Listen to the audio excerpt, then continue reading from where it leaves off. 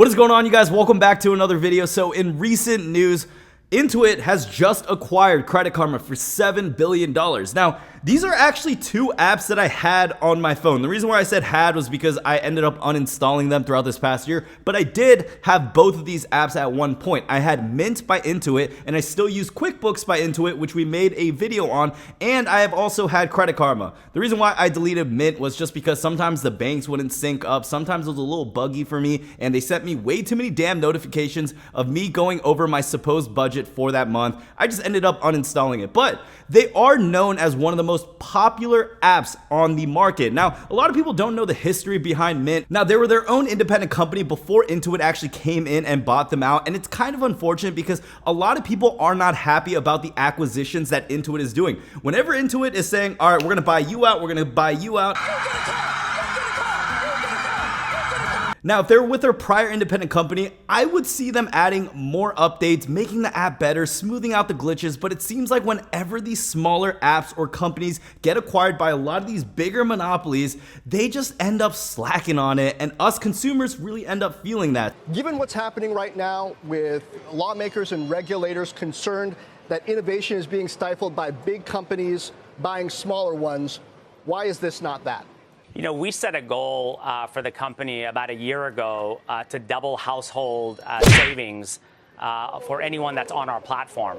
And in the United States today, that's 7%. And we've set a bold goal by 2025 that we want to take that to 14%. So although these apps do their job, they're free for the most part, and they do a good job of holding our data and selling it to other companies for them to take over our lives, I guess they're okay. We'll talk more about data acquisition, exactly why this is all happening and what the benefit is for us. But before I get started with this video, I just want to cover some of the topics. We're just going to go over exactly what this all means. Just break it down into Jung boy terms, just so you guys have a better understanding of what this means and what this means to us credit card consumers, because this may not actually be a good thing. This may actually be a very bad thing.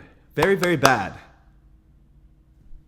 So these past few months have been pretty interesting in the fintech community, and for anyone who doesn't know what fintech means, it just means financial technology. It's basically any type of technology, any type of app, or any type of service that basically helps consumers or users just get their finances straight. It could be taxes, it could be stocks, investing, credit cards, just anything in that community. I feel like there's been a lot that's been going on in the fintech world. Now, just recently, like a few days ago, the Dow went down like 1,000 points. We've had interest rates on saving and checking accounts go down from like high 2.9% down to like 1.6%. You know, a lot of things are happening, and a lot of people are actually acquisitioning, which means they're combining forces, and basically a bigger company is coming in here and saying, all right, look, you know, we don't want all the competition up in here. Maybe you guys should join forces with us.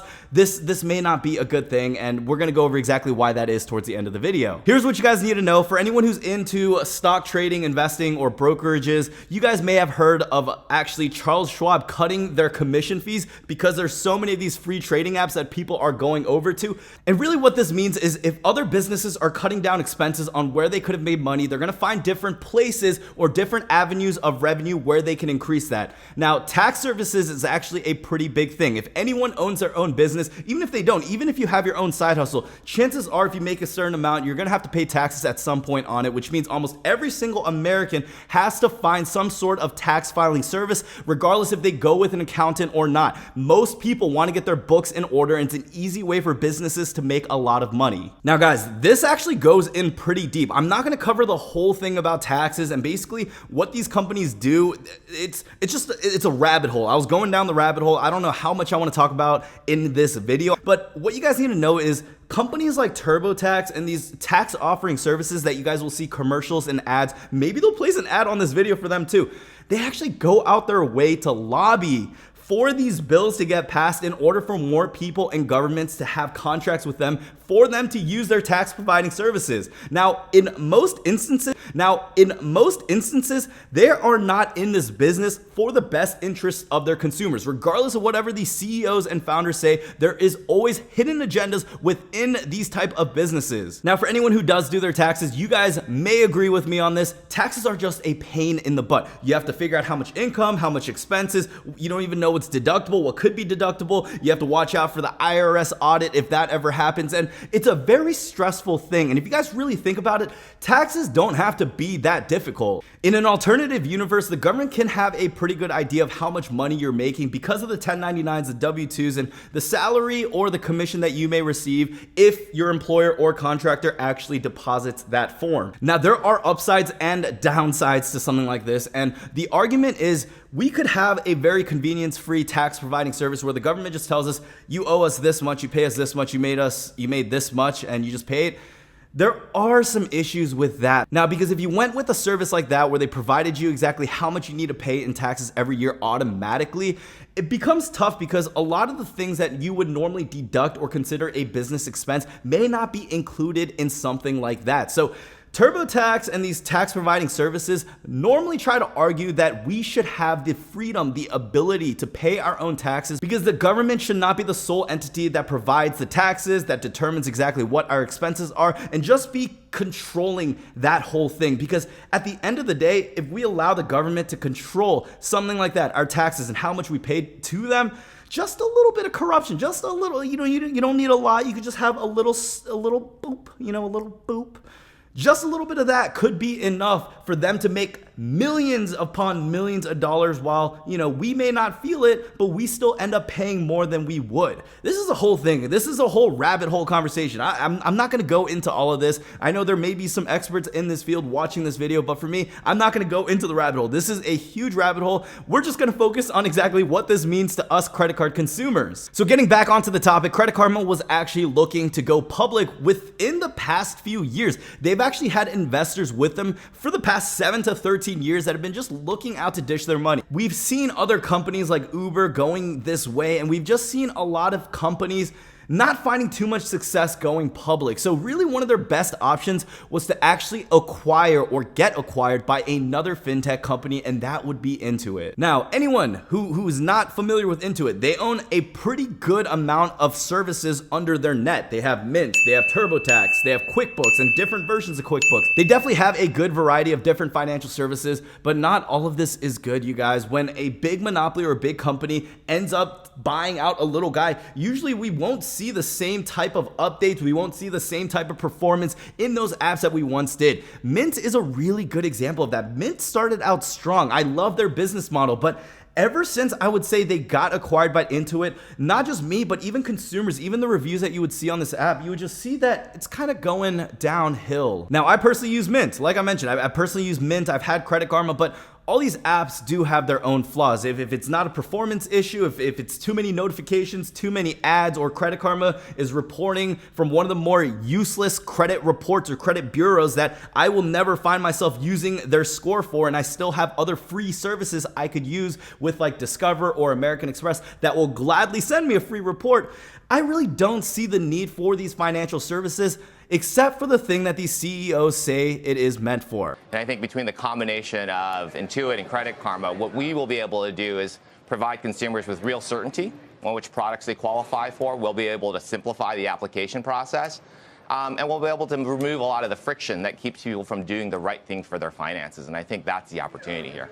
Now, they can proclaim all these things. Oh, it's this unique algorithm here that's going to set us apart and it's going to give you the best high yield savings rate. And I would say when you get an answer like that, it's easy for just regular consumers, just regular Joe Schmoes to be like, all right, that's pretty cool. They're in it for my best interest, but there is always more to it. They may not always be in it for your best interest. And you guys have to think about this. If they're really someone that has this entity and they have all this data on us, they know how much money we're making, how much money we're spending, what credit cards we have, what banks we're with, exactly all of our financial identity, that is a lot of powerful data. And if they went public, not only would they have to do more work and find different ways to monetize themselves, yet still competing with other financial tech companies, the best and easiest thing for them to do is just to give our data to other companies for them to upsell us on different products. Look, guys, you don't need a bachelor's degree in business. You don't need any type of degree at all. That's what I dropped out of college, so I'm biased on that. But I don't believe you need any type of degree to put 2 and 2 together. These type of acquisitions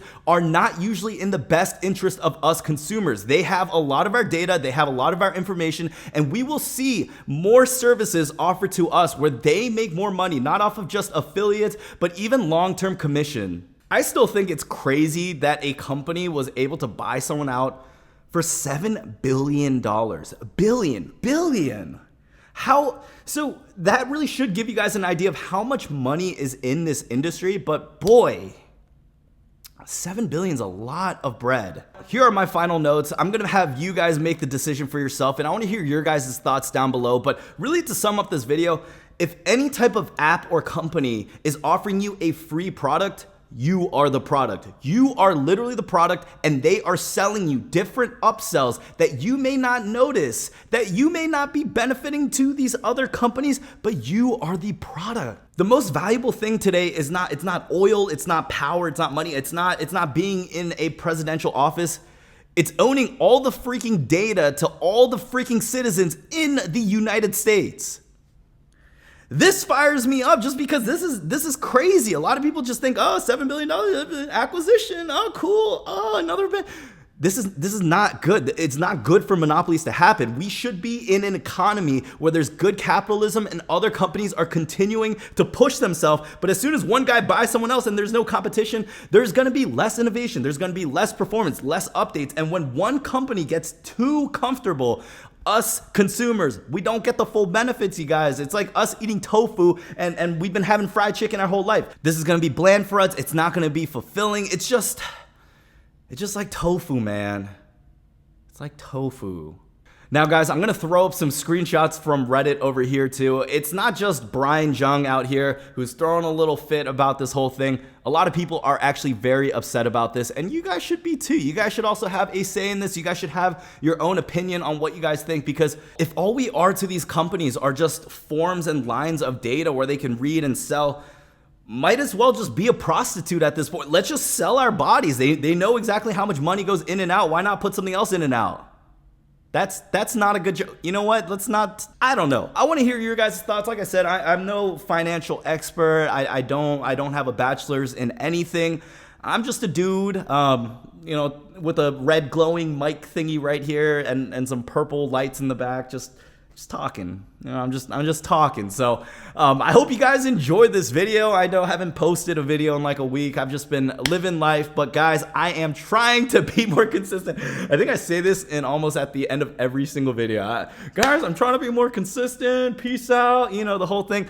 I'm trying to be more consistent. I'm trying to be more consistent. One of the things about YouTube for me is, if I'm not feeling it, like, I don't want to make a video if I'm feeling, I don't want to be flat. I want to talk about something that fires me up.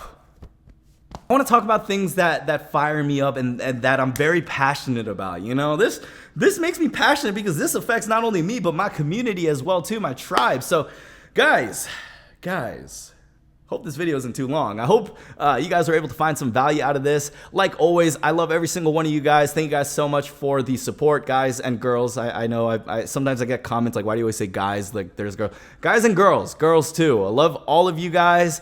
Thank you guys so much. If you guys want to support the channel in any way, just watch my other videos or drop a like or subscribe or follow me on some type of social media. That's all considered support in my book. So, thank you guys so much. I love every single one of you guys, and I hope you guys have a good one. Let me know down below in the comments what you guys think about the Intuit.